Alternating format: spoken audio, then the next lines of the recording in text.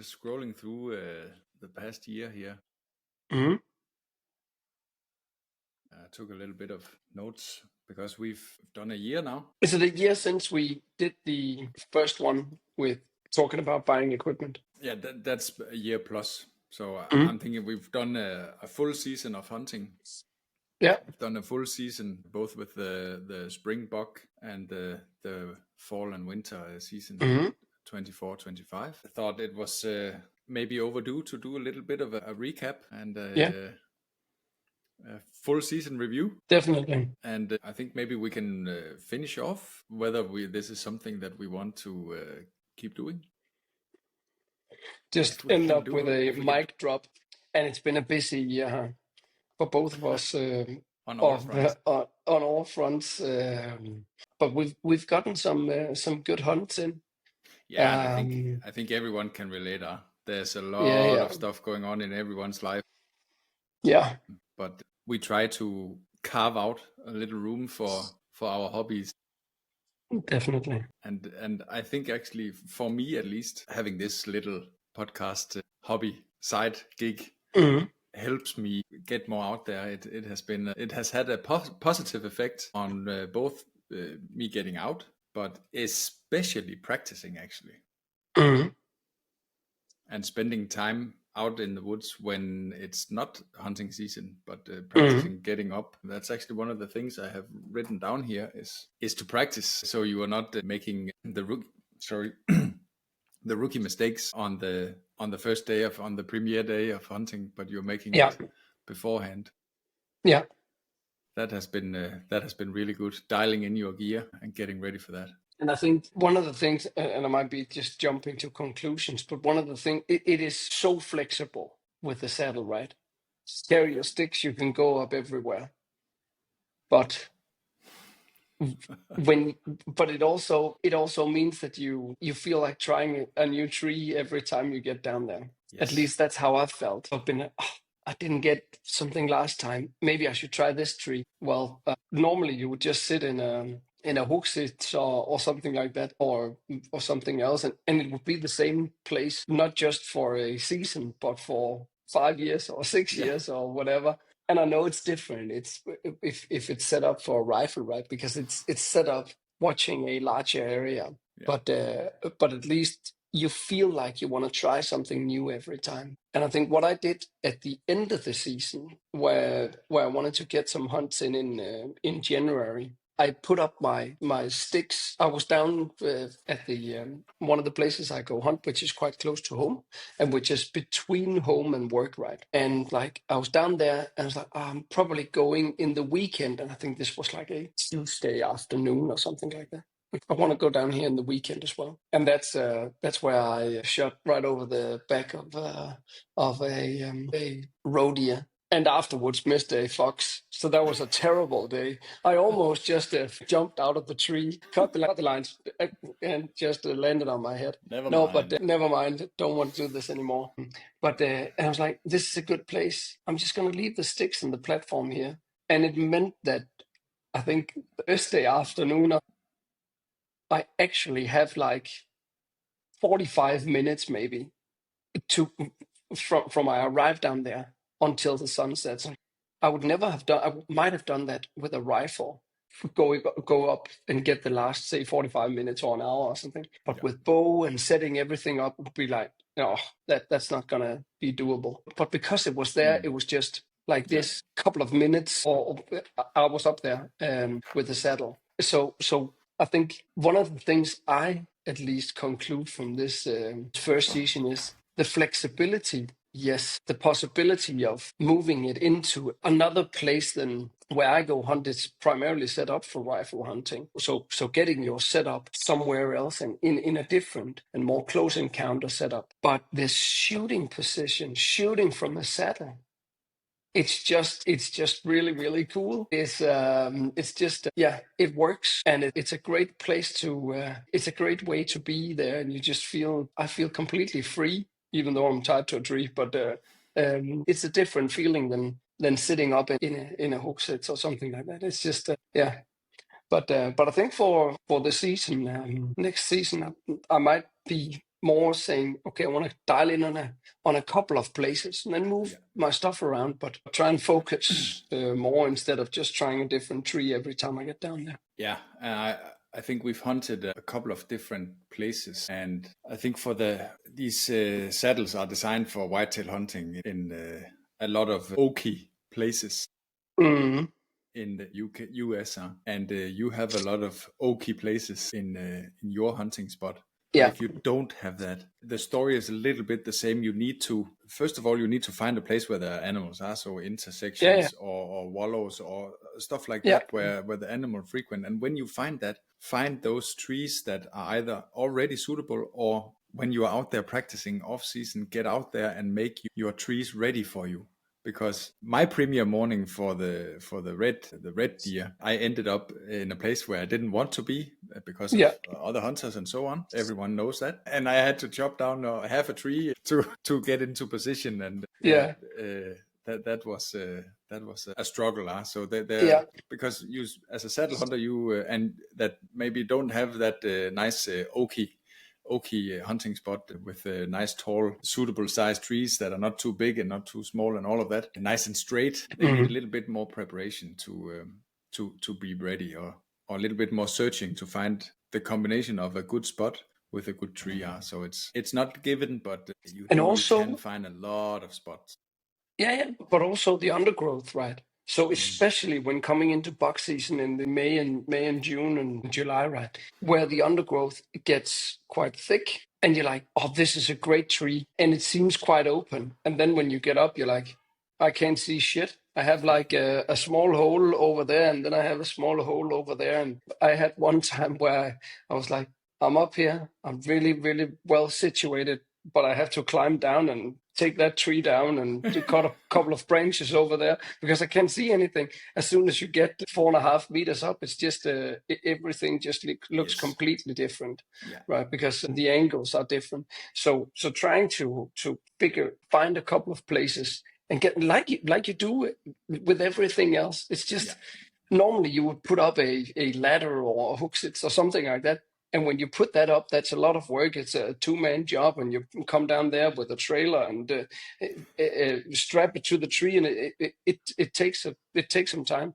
And of course, you climb up there and you chop everything and cut some branches and all of that. So you do all of your homework because you're setting something up that will stay there for the season and maybe longer. Yes. But with this, you're like, I can climb up everywhere. Yes, you can. Yeah, for sure. But yeah.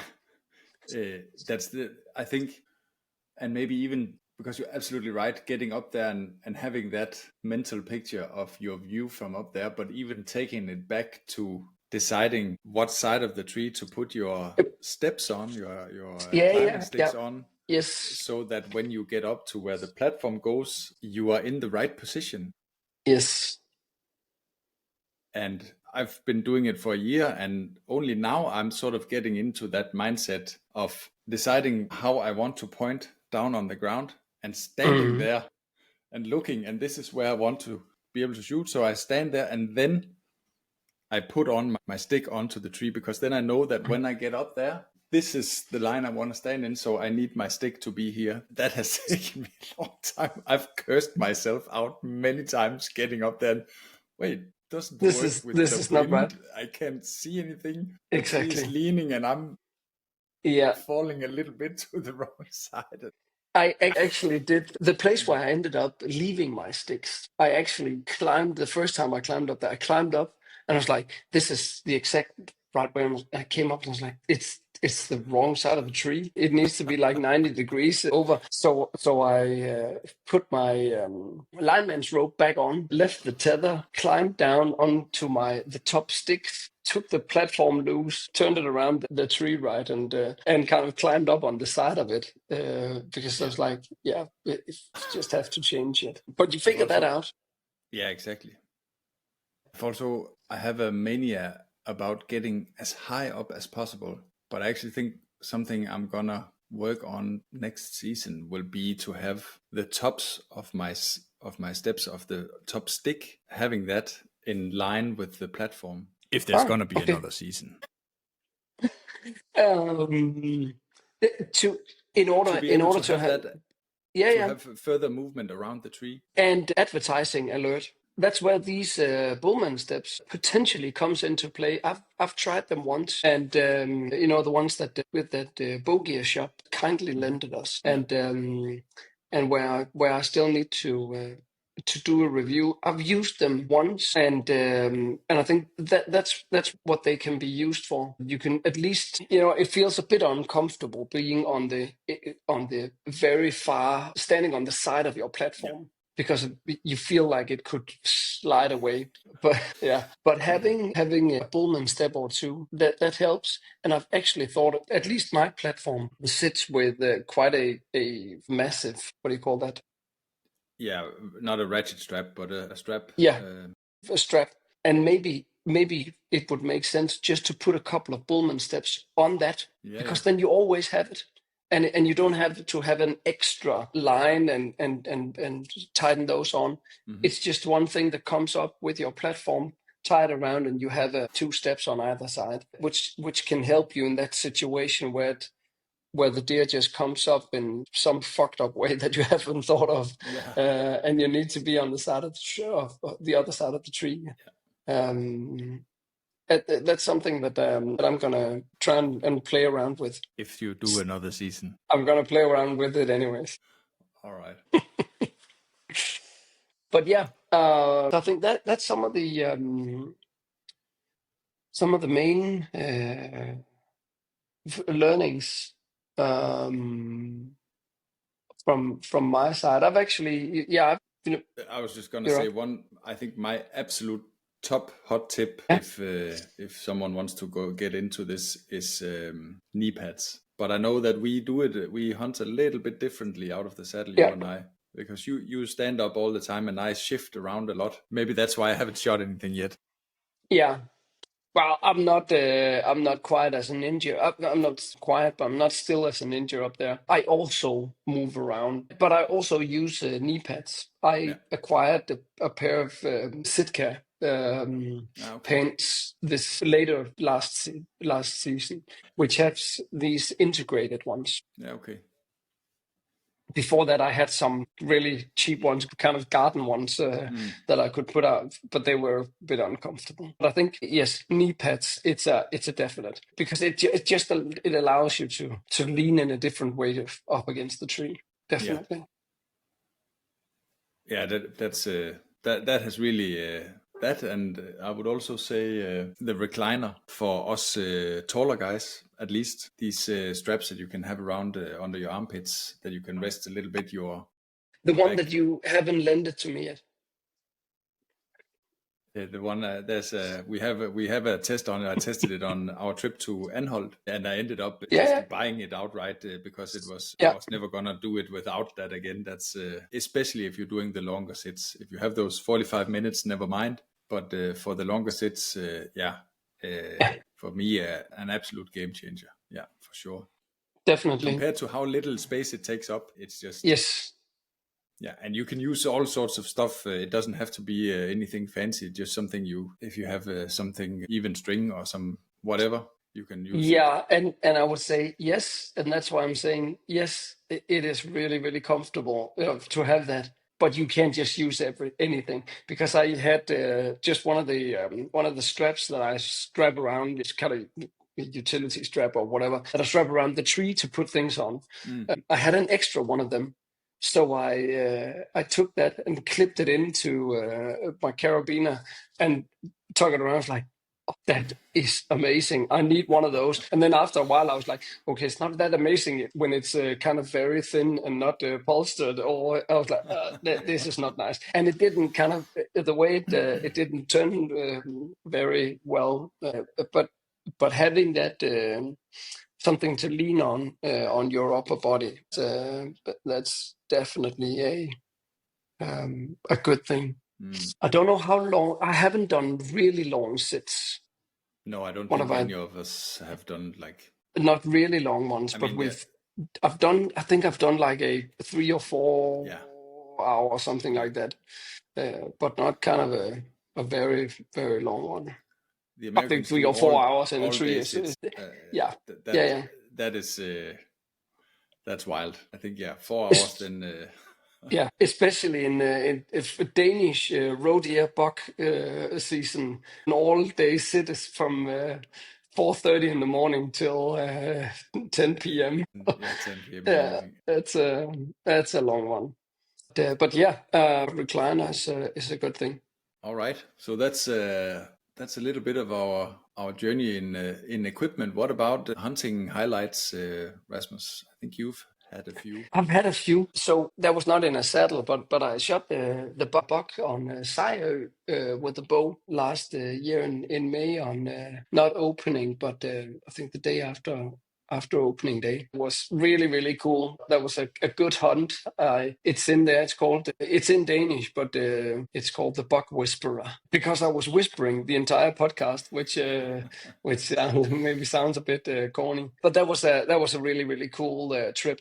And we're going again this year, and you're coming along to Sejø, it's a nice setup. It's I don't know, 12, 14 bow hunters on a smaller Danish island, and it's just like-minded people, good fun, fantastic food. There's an amazing chef that's part of the equation who treats us, and we help him out in the kitchen best as we can. And then we just bow hunt roe deer bucks from opening day and a couple of days after that, and it's a beautiful possibility to go down to the beach and go fishing or whatever you want during the day. So, that's an amazing trip. It's going to be again this year. It's going to be a highlight, and that was also a highlight last year, definitely. Other highlights.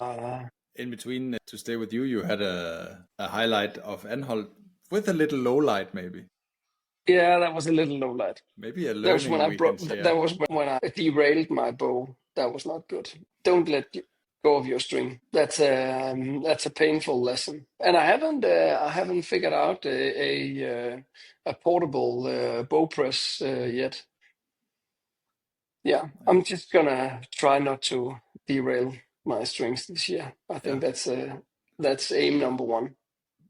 For sure. Yeah, but that was a highlight for sure, and a common one, I think. But that I at least I love going there, and I hope we can go there again. Or at least I think that the plans will be a little bit different this year, but definitely going over there again. It's also a great island, a little less deer density, however. Yeah, definitely. There's just something about these islands coming to the Danish smaller islands. It's just there's just such a great summer atmosphere. So that's going to be good. So hopefully another Anholt trip this year as well. And then if we stay there was also a couple of good rifle hunts, but in the bow category, I think there was a couple of downers and a couple of really amazing ones. So if we start with the downers, that was, as I just mentioned, I missed a roe deer, and after say 20 minutes later, I missed a fox. So I haven't shot that much with a bow, so that was a painful afternoon. But again, ranging. And especially in those getting used to shooting from those angles. I practice so much at home, but it's flat, and getting used to shooting from those angles and making sure your range is correct. That's just key. And then no arrows flew, but another Danish island where we were for fallow deer, where I had some close encounters with stag. The weekend I was there, but it was amazing having a spike stag just walking around me 14 meters from me and didn't have a clue I was up in that tree. So that was really, really cool. Yeah. And then of course shooting a buck on a driven hunt with a bow from the saddle, a saddle kill, and experiencing that animal, just hearing it coming from behind and turning around and drawing the bow in almost instinctively, and getting a really good shot off. That was I think you can find a the highlight. video both in our YouTube channel and on Instagram, and I've edited a little bit to make it work for that format, but it's more or less real time. You see the time from when it starts, and yeah, if you go and watch it, I'll put a link in for it. Listen for the heartbeat of Rasmus. I think that's just says Yeah, it all. you spotted that after I sent you the video. Yeah, that was it was just so exciting. She just came in right behind me, and she stopped for like, I don't know, 3-4 seconds, 5 maybe. That's it. It was quick, but the aim was good, and I had a good feeling. It was just she fell over, so that was it was an amazing experience getting that. And getting it from the saddle was just so super cool. The premiere of our saddle hunting adventure So for actually killing something from it. yeah, definitely. But I think maybe you have a good hot tip there, not as much for saddle hunting, but practicing that quick releaser. Yeah.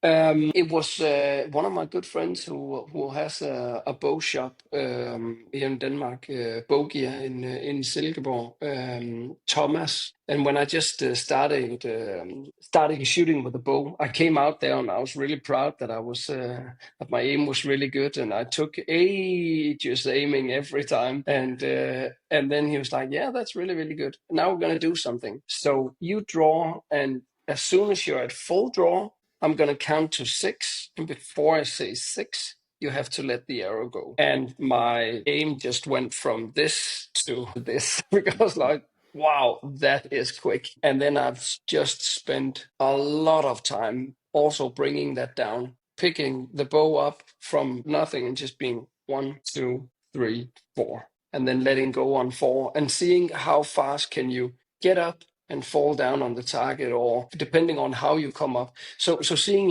if you can get that. I've done that a lot, and it's not the most perfect way. That is having a lot of time to do your aim extremely well, but being able to find your anchor point and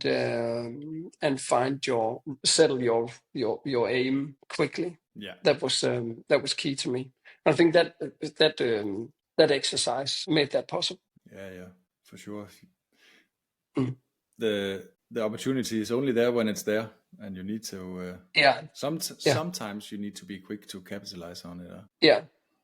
And I think I was on a driven hunt with a couple of guys. That was not this year, but the year before, with bow, where everybody sat with bow. And one of the more senior and experienced guys said, when he was if he was in a thicket and not up, but on the ground or in a low stand or something like that, when he heard something, he would draw his bow, and he would just hope that he could hold the bow long enough for the deer or whatever to come out. Because, like, as soon as it's out there, I'm sitting in a small opening, 20 meters to each side. As soon as the deer or whatever comes out here, I'm not going to be able to draw, because then I'm busted.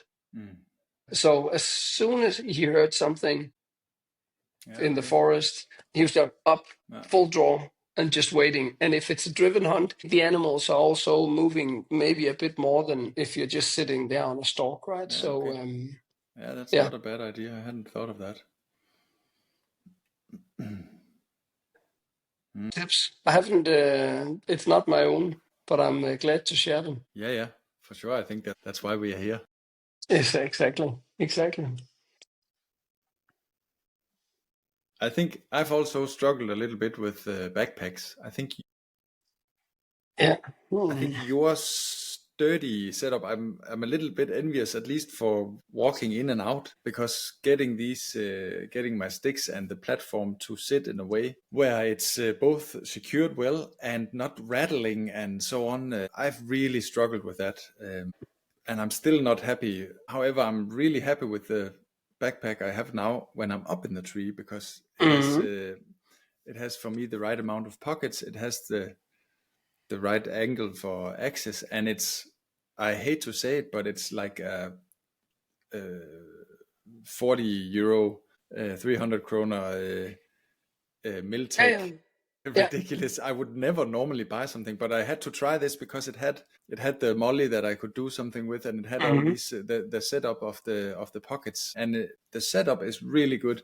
The quality not so much, but and I hate the fact that I've gone down. I like to buy stuff that will last, but a long time. Yeah, a long time, and this won't last, but it works, and I haven't found a similar thing that I can use. But yeah, I haven't cracked that exactly yet. And I think I haven't either. The backpack that I'm using is the Fjällräven Stupen. And it's it's a fantastic bag to sit on. Obviously, that's kind of what it's made for, and it also sits well on your back. I wouldn't hike for 10 miles with it. It doesn't have a waistband or anything, and it doesn't have MOLLE system, which is a bit tricky. So it has these small holes where you can actually put some extra pockets on the side. That is what I've done on that is put some these. I keep on forgetting what they're called. Cinch straps. Yeah, cinch straps. Putting those through that and kind of tying the sticks on the back part of the bag. But it also means that the bag is a bit deep because it has this metal frame, and then you're putting 4 sticks, and for them to sit right, you kind of have to put them outwards, which means that you get a bag where you feel like you're falling backwards all the time because the weight is not against your back; it's all the way away from your back. And then I've actually I have the Predator platform and the pouch for that. So I've had that strapped to my saddle, which means that you have to, at least how I've strapped it. And maybe that's just because I haven't figured out how to do it right. But I have to kind of hold it, or else which is it's also nice, always nice to get an applause, but not on the way into the forest, right? So it works, yes, but it's not perfect. I think it's something that I need to work on a bit, see if I can figure out some smart way to do that. If not just going out, I just think some of the custom saddle hunting bags are just really expensive. Yeah. So I think for now, at least, I'm gonna give it another go and see if I can do something with what I have, and then see where it takes me. It varies from what equipment you have. The same backpack will work different for 2 different types of sticks and for 2 different types of platforms. It's really definitely, you really need to make it work with what you got. I love it. Which maybe takes us to evaluation, I think. What do you think, Rasmus? Is saddle hunting something for you, or are you? No, definitely. It's definitely something. It's also fantastic when you come to I've had the pleasure both on Sejerø. You're gonna experience that, and I've been at another place where it's set up for bow hunting. You come there, and all the hook sits or ladders that they are set up so that it's just a platform and a chair or a bench or something like that, and it's a bit bigger than what you normally have kind of footprint wise up there, but there are no sides, and it's put in the right place because it is set up for bow hunting. That is also a really nice way to sit with your bow, and you can put it down and you're up there.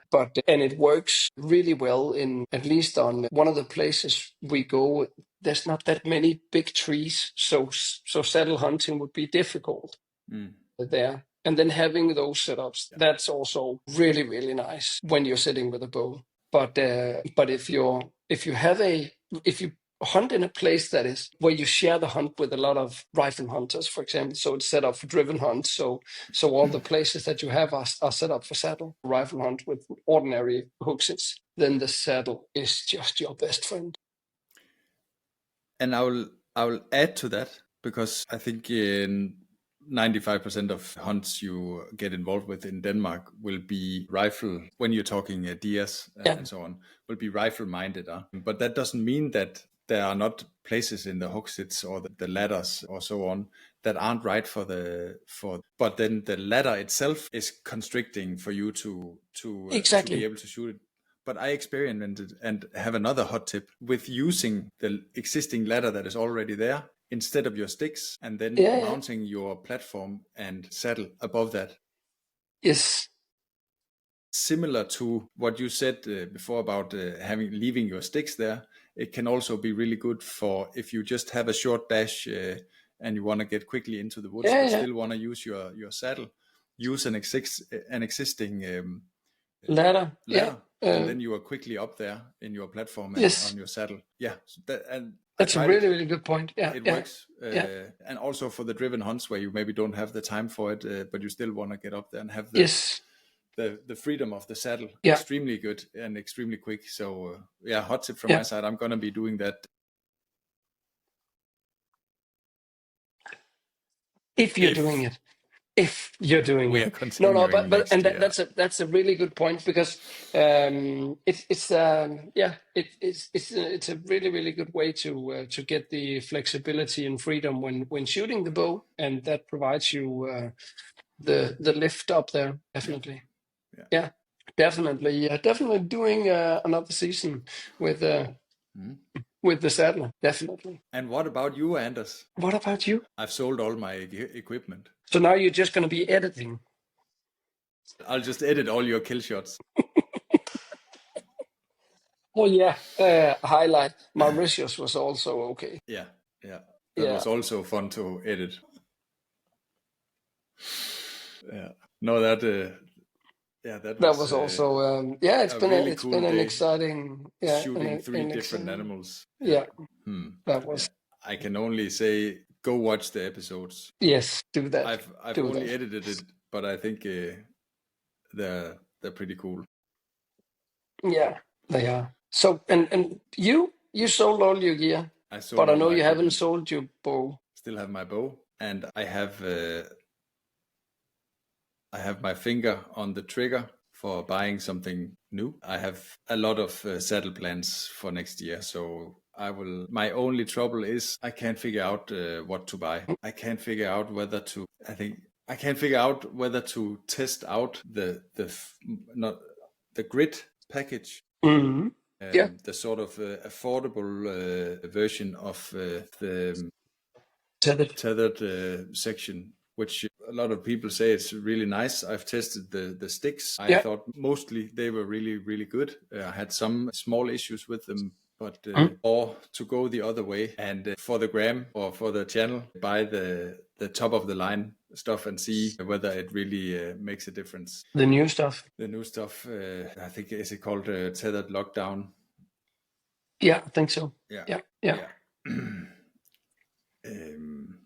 If anyone have any insights or pushing me one way or the other, don't hold back. Give me some feedback. Also, if you want me to test something for you guys or anything, I would love some feedback on that, and that could help me push me in that right direction, or in the not necessarily in the right direction, but just in any direction. Yeah, I would have never sold my. Under normal circumstances, I was really happy with my setup, but I figured for us to have something to talk about, not that we really need topics. Hunters rarely do. But, no, we always have something to talk about. Yeah, but it is also why we started the podcast. It's also to talk gear, right? And we like gear and we like trying stuff. I think I will potentially been looking at getting an extra set of sticks, and that's for the purpose of being able to. I have one place where I'm part of a hunt, a hunting ground, and I would like to be able to kind of put my sticks there when I find the right location, so that I can go there easily. That's the place between home and work. And then I have a place where I can go hunt with, where if you invite me kindly, or someone else, and there's a place where I go with my dad as well. So having an extra set of sticks is something I think I will get into, and I will definitely try something else than what I have. I can't actually remember what mine are called right now. But there is an unboxing video where you can go back and see that. Yeah, but see which one mine are. Yeah, exactly. So I'm going to be testing. I think now it's out there, a new set of sticks, the Bullman steps, and then we actually also have a climber that we've not a climber, not a climber. Sorry, a platform. Yeah, that we tried it out last year, and I will also be experimenting with. I have a platform that on my smaller hunting area I will set up, and I will keep it there for the season, and put up a sort of a setup for that. So we will also be experimenting a little bit with that, and maybe combining the platform with see what can be done and what we can sort out and how that is. I think, does it make sense to kind of have that platform and then have a saddle so you can actually sit down, but you can also lean around and something like that. And can you use the saddle and the rope as your safety, and when you're just sitting there's a lot of those things that I can't quite work out up in my head. So, but a lot of good intentions and a lot of plans, right? So definitely. And then I think a couple of we'll probably do some if we get the time within the next say 1.5 months, do a something. You will come with some new gear. We have we've also planned a day to go out for 3D. Yeah, a lot of practice. 3D target shoot, a lot of practicing. One thing I want to do, and hopefully we can get it done with both of us, is where we actually do a video where we go through our setup, even though mine will be with new equipment. The learnings from last year will also be, I think, relevant. Yes. Yeah. It's just how we set it up, how it looks, what works for us in the tree, what we are struggling with, stuff like that. Just to get that out there. I see when I go back to look at our YouTube, for me that's what's missing if you are new person, to sort of get some easy tips into getting started. That's what I would like to put in there. And now I think we have not a lot, but maybe a little bit of ballast, and taking the first year's learning and putting them in there. And then also a bow hanger, because I bought one of those sets with a semi long one that kind of bends one, and then with the short one. And the short one was really, really good. And I'm quite sure it's in a tree somewhere. But I have one hanging in a tree in Anholt as well. I have no idea which tree. I know exactly what tree it's in. I didn't want to set all the shit up again to go get it. You can go back and get it this year. My problem is that I don't know which tree I put mine in. So I'm probably not going to find it again. But so I have the longer one, which I struggle with because I feel like my bow is kind of hanging in midair. Yeah.